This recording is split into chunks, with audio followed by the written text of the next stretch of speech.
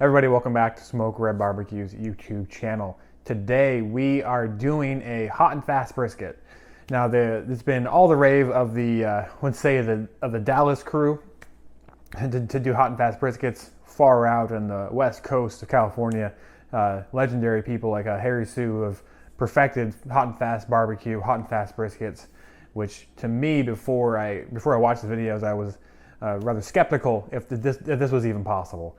So had to try it out for myself because smell-o-vision and taste-o-vision still has not been delivered to where I live. So I'll have to do it for myself if I want to go and try this stuff.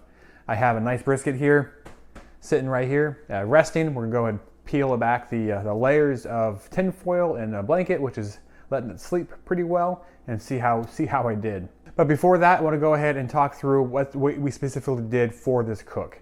So I went ahead and did a pretty good trim on the brisket itself, and then we did a layer of salt and pepper, which I absolutely love for brisket, and then we did lump charcoal and red oak for flavor. I've also done a layer of the Black Ops brisket rub, which is absolutely phenomenal. Makes it look really nice and pretty.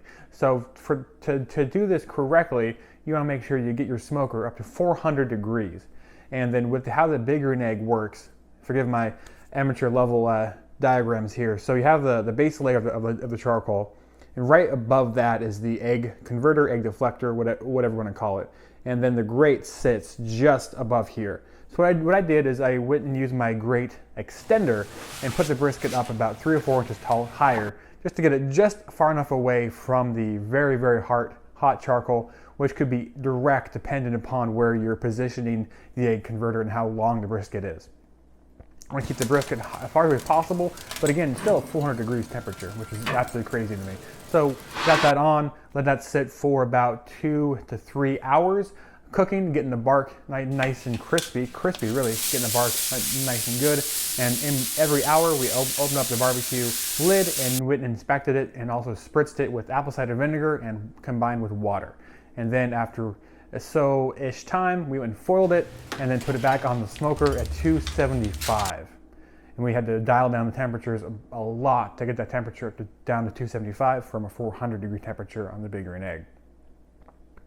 After it got up to about 199, 200 degrees internal temperature, went and started probing it, wait until it was, as they say, peanut butter tender, or hot butter tender, whatever you want to call it, until the probe goes in nice and smooth. So after all that's done, pulled it off, it's resting. Let's see what we got.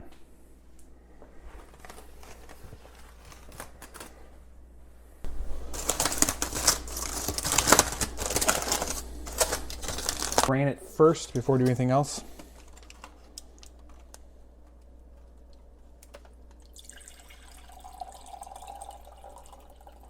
Tell you, it's pretty small.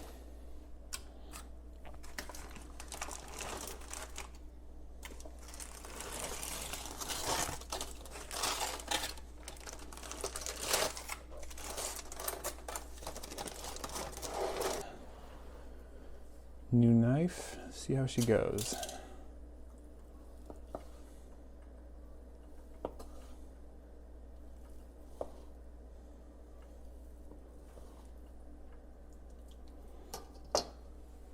Looks pretty good.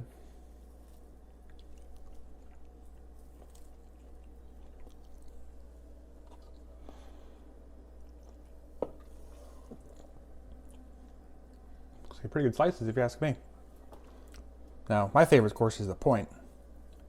Let's go over there.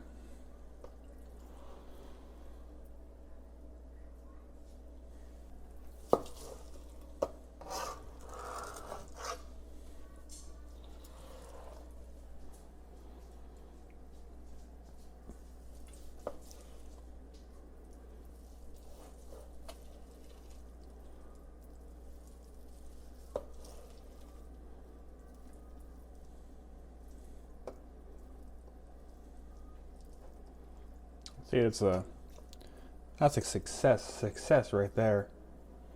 It looks very nice. Good little smoke ring too.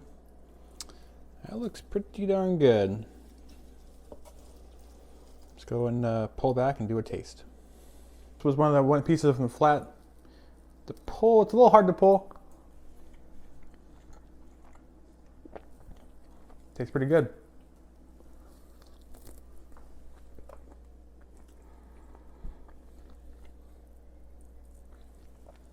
My favorite, the point. Very, very moist. That's, of course, that's probably not coming up on camera very well, but very good. And that's just, yeah, that's very elastic.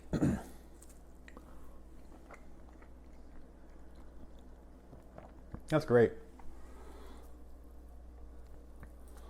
I was a little worried about the crust itself being exposed to temperatures in excess of 400 degrees. Never thought the crust would come out this perfect and this amazing. Burnt ends, incredible.